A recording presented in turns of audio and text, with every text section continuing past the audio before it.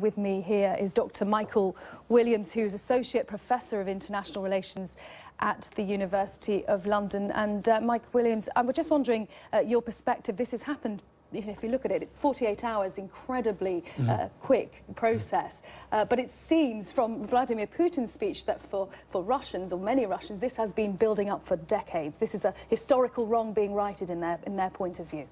Well, this is the Russian argument, and it's not a new one. It's one that has roots from the end of the Cold War to the present day, vis-a-vis Eastern Europe and the Russophile in Eastern Europe, and in Crimea in particular. However, the problem is that there's absolutely no legal precedent for this. It's not legal under international law. If the Russian population wanted to, they could return to Russia, but a population cannot vote to actually take their territory and leave.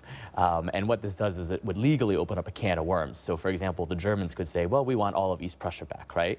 The British, who inhabited large parts of the world during the colonial period, could say, well, there are Brits being ethnically oppressed and we should intervene there, right? So there's no legal justification for this. And the way it's been occurred under duress with Russian forces on the ground really sets a dangerous precedent, which is why North America and the European Union are so concerned. What do you expect to see now from the West as a result of what we've heard in the last hour or so and what we've seen there? Well, they have two options. One, they can accept de facto the situation and make no real move against the Russians. I doubt that will happen. More likely, we'll see probably an increasing level of sanctions being applied by the North American countries and European countries. To what extent they go remains to be seen. The U.S. president, should he choose, could really try to inflict some serious damage on Moscow.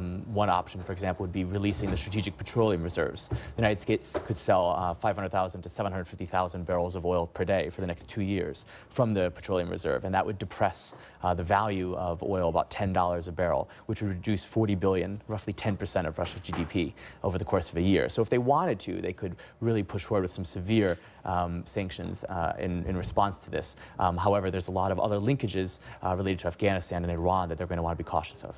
Also